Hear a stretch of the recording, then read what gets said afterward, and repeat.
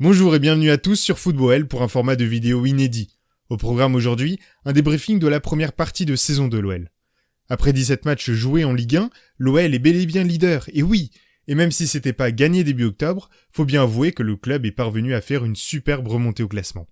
Une remontée tellement aboutie que l'OL a bel et bien fini champion d'automne. Alors comment on va procéder ? Deux grands axes. Un premier assez générique, dans lequel on relèvera les grandes lignes expliquant cette domination à la mi-saison. Et puis un second plus ciblé, avec des focus sur 8 joueurs choisis par nos soins. Les tops, les flops, les déceptions et les surprises, chacun des joueurs sélectionnés aura le droit à sa critique. Pour être les plus objectifs possibles, on se basera sur les moyennes des notes qu'on a attribuées aux joueurs tout au long de ce début de saison avec l'équipe Football. On a ensuite pondéré ces notes avec des coefficients selon leur apparition dans nos sections top-flop après chaque match. Vous pouvez d'ailleurs retrouver l'intégralité des débriefs Football sur notre compte Twitter qui s'affiche à l'écran. Commençons par un bref état des lieux et remémorons-nous qu'à l'issue de la saison dernière, l'OL sortait groggy, éliminé de toute compétition européenne pour l'année à venir à cause d'une 7ème place de Ligue 1 décevante. L'équipe connut tout de même un moment de gloire avec le Final 8 en août. Auteur de coups d'éclat successifs, tels l'élimination de la Juve ou encore la mise à mort surprenante de Manchester City, le club atteignit les demi-finales de Ligue des Champions et semblait alors sur son petit nuage. Sitôt la reprise de la Ligue 1 entamée, on s'attendait donc à voir l'OL poursuivre sur cette lancée et démarrer sa saison 2020-2021 tambour battant, déterminé à laver son honneur. Mais alors que tout avait bien commencé avec une large victoire contre Dijon, l'horizon s'est très vite obscurci, avec une série de 5 matchs sans victoire présageant du pire pour la suite. Force est de constater que les Gaunes ont manqué leur premier tiers de demi-saison. La reprise précipitée de la Ligue 1, les blessures, les suspensions et autres cas de Covid, sans même parler du mercato, ont sans doute altéré les performances de l'équipe. C'est seulement lors de la 7ème journée que l'OL renoue avec la victoire contre Strasbourg, premier jalon d'une série d'invincibilité de 14 matchs, toujours en cours à l'heure qu'il est.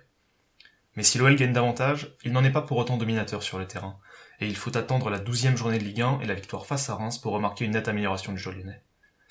L'équipe enthousiasme et se crée une sorte de momentum la rendant irrésistible jusqu'à la trêve hivernale. Cet état de grâce lui permet même de triompher d'un PSG moribond au Parc des Princes. Enfin, comment terminer cet état des lieux sans souligner la réussite de notre trio offensif ? Chacun a su se démarquer depuis la reprise du championnat. Memphis s'est démené comme un beau diable sur le front de l'attaque dans un rôle de faux neuf, un peu à l'instar d'un Roberto Firmino, laissant à Toko Ekambi et Kadewere le loisir de profiter des espaces créés par leur capitaine pour obtenir de nombreuses actions de but. À tel point que l'OL est la 2ème équipe d'Europe en termes de tirs par match à la mi-saison. Autant d'éléments qui permettent aujourd'hui à l'OL, après une succession d'excellents résultats accompagnés d'un bilan comptable digne de ses années fastes, d'être en position de leader et d'entrevoir des espoirs de sacre à la fin de la saison. Et pour expliquer ces très bons résultats, eh bien forcément, on est obligé de parler de notre exceptionnel milieu de terrain. Entre Paqueta, véritable bulldog en souliers de verre, Aouar, Guimarães, Mendes, Cacré et Jean Lucas, c'est sûr qu'on avait énormément de possibilités sur nos 3 postes au milieu, et avec ça, beaucoup de différentes options tactiques.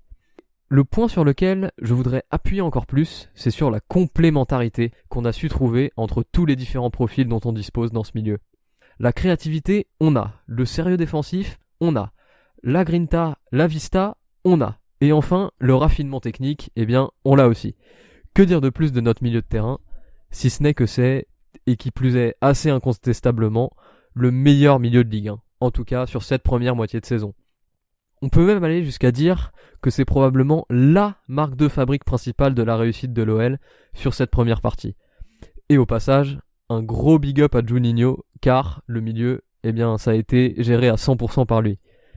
Comme on l'a dit précédemment, on reviendra dans la seconde partie de la vidéo sur les cas particuliers de certains des joueurs que j'ai nommés juste avant.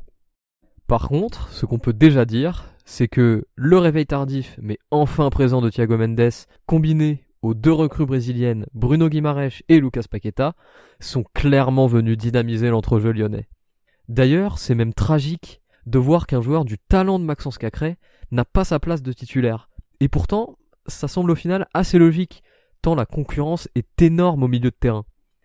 Et de son côté, Jean Lucas va carrément devoir partir en prêt au mercato pour aller trouver quelques minutes de temps de jeu. Ah, problème de riche, quand tu nous tiens. Bon, maintenant je pense qu'il est temps de s'appesantir plus précisément sur le cas des joueurs qu'on a sélectionnés avec l'équipe Football pour zoomer plus spécifiquement sur chacune de leurs performances. À présent, il est l'heure de vous dévoiler nos notes moyennes des 8 joueurs de l'OL qu'on a sélectionnés. Démarrons avec Anthony Lopez. Sorti d'une saison 2019-2020 globalement en deçà de ses standards, l'emblématique gardien lyonnais semble avoir retrouvé le niveau qui était le sien. Plusieurs fois décisif et homme du match, il est le joueur lyonnais qui a le plus souvent fini dans les top football d'après-match. Grâce à des parades réflexes dont il a le secret, mais aussi quelques sorties qu'on qualifiera de controversées, il nous rappelle définitivement pourquoi il est inimitable. Sur les 17 premières journées de Ligue 1, le Portugais a été l'auteur de 6 clean sheets, lui valant la note de 6,47 sur 10. Cette note est bien au-dessus de la moyenne de l'équipe qui est de 5,93. Placé 7 fois dans nos tops, il bénéficie donc d'un bonus gonflant sa note à 7,4 comme on vous l'a expliqué juste avant. Le joueur semble avoir réellement bénéficié de l'arrivée de Christophe Revel, avec notamment l'amélioration de son jeu au pied, ou encore sa nouvelle faculté à anticiper la zone de frappe sur penalty, en partant du bon côté sur la tentative manquée de Bouanga et en allant jusqu'à capter la phrase de Boulaya contre Metz. Les 2 buts contre son camp contre Saint-Étienne et Brest sont tout de même à noter, et son attitude parfois dangereuse, encore une fois contre Brest, ternissent un peu son bilan, et ne lui permettent pas d'être LE joueur lyonnais de la mi-saison. Il se place en revanche incontestablement parmi les hommes forts de cette première moitié de championnat. Il fallait en parler. Nous ne pouvions décemment pas faire l'impasse sur lui. Léo Dubois. Agaçant, rageant, éreintant, il n'en finit plus de décevoir et ne montre ses rares qualités que par bribes. Si vous vous attendiez à ce que Football décerne un bonnet d'âne pour cette première partie de saison, arrêtez tout, parce que c'est maintenant. Il est LE pire joueur de ce début de championnat avec une note coefficientée de 3,8 sur 10, signe qu'il a souvent occupé la section flop de nos débriefs. Au total, il cumule 9 apparitions, soit 53% de présence dans cette section fatidique. Tempérons légèrement en nous rappelant son but précieux contre Lorient sur un exploit individuel qui a sauvé les meubles et une passe décisive pour Kadewere lors de la victoire contre Angers. Cela lui a valu 2 apparitions dans nos tops à l'occasion des matchs contre Lorient et Brest. On attend forcément plus de Dubois, mais peut-il vraiment le faire ?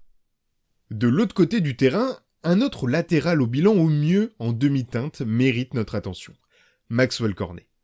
Il a longtemps été en tête dans la course au bonnet d'âne football, mais a finalement dû s'incliner sur le fil du rasoir en raison de meilleures prestations depuis début décembre.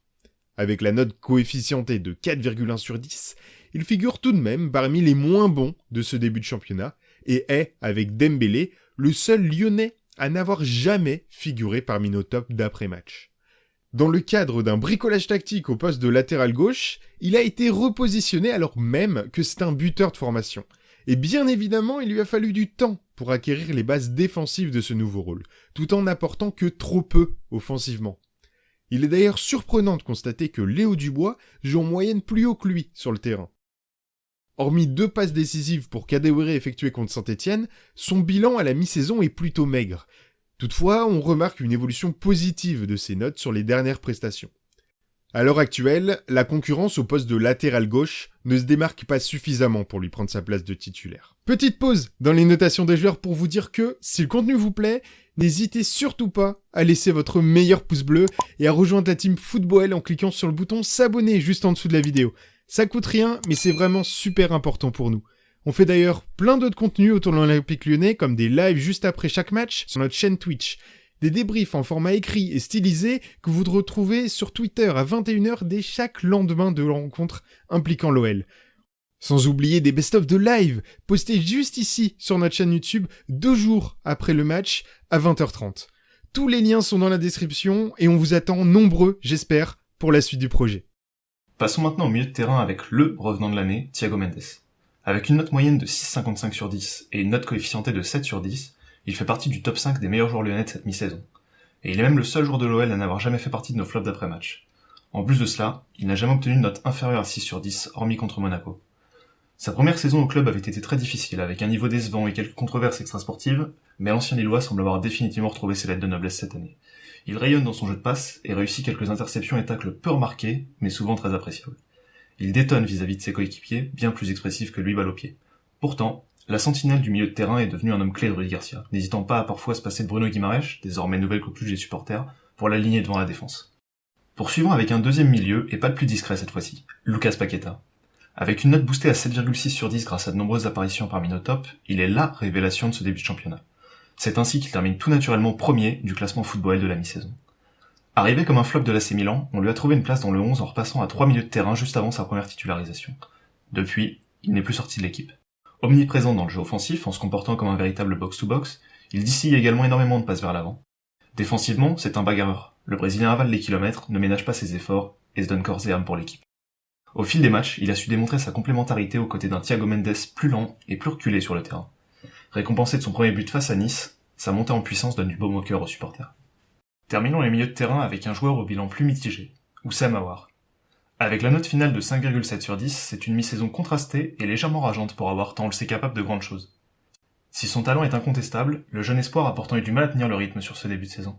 On attend d'un joueur de cette qualité qu'il fasse partie des locomotives qui tirent l'équipe vers le haut. Mais malheureusement, notre graphique montre que ce n'est pas le cas. Entre le Covid qui l'a tenu à l'écart contre Dijon pour la reprise du championnat, son carton rouge sévère contre Montpellier et ses problèmes aux adducteurs qui l'ont empêché de s'exprimer pleinement, on en reste un peu sur notre faim.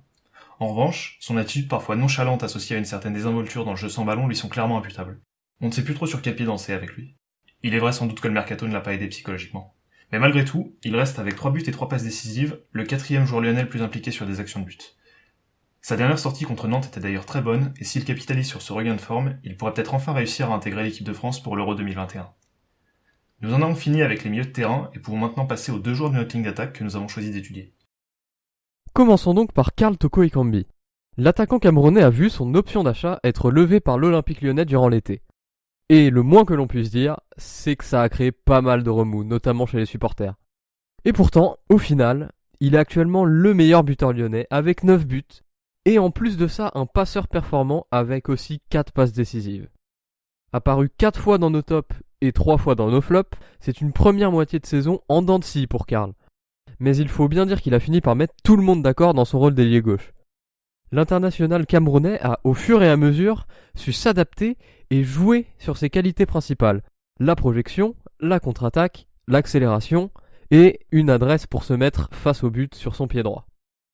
Au final, il est exactement dans la moyenne de l'équipe avec une note de 5,9 sur 10. Et c'est plutôt logique, tant les dynamiques de l'équipe ont été similaires à celles de Toko Ekambi.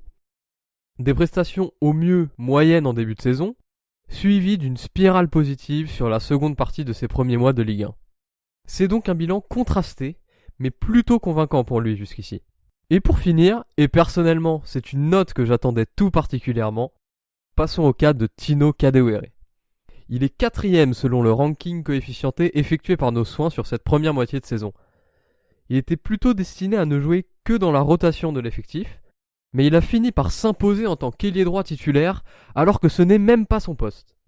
Ses qualités indéniables de finition et de placement ont fait de lui un homme important du dispositif de Rudy Garcia. Et au final, c'est vraiment convaincant. Le bilan est en effet solide pour l'international zimbabwéen, 7 buts et 3 passes décisives. J'aimerais noter en particulier l'importance de certains de ces buts qui nous ont rapporté pas mal de points. Je pense par exemple au PSG ou au Derby. Nommé 5 fois dans nos tops et 2 fois dans nos flops, Tino s'est donc vu attribuer la note coefficientée de 6,6. Je vous renvoie au début de cette séquence pour le détail de notre méthode de calcul. Excellent devant le but, il est incontestablement la surprise numéro 1 de cette première moitié de saison lyonnaise. Puisse cette bonne surprise continuer et nous porter vers un titre de champion tant espéré à la fin de la saison. À part en cas de grosse catastrophe au mercato ou de dépression généralisée de notre effectif, l'OL est bien parti pour vivre une fin de saison sur laquelle personne n'avait osé miser. En même temps, il faut bien avouer qu'entre les récents troubles du LOSC, le changement d'entraîneur à Paris et l'OM qui a déjà abandonné de précieux points, les rêves de titre sont permis pour les supporters lyonnais. Espérons un destin semblable à celui du dernier titre de champion de France en 2008 et non voir nos espoirs s'envoler à l'image du Lyon d'Hubert Fournier en 2015. En tout cas, on suivra tout ça de très près du côté de Football et vous pouvez d'ores et déjà nous retrouver sur Twitter pour des débriefings de matchs, de l'info et plus encore. Sur Twitch aussi pour suivre nos lives après chaque match de l'OL et enfin sur YouTube pour d'autres vidéos, des best-of et des rediffs de nos lives. On vous a mis tous les liens dans la description. Avant de se quitter, on vous souhaite à tous une bonne année 2021 avec on l'espère un retour au Groupama Stadium. Merci de nous avoir suivis et à très bientôt.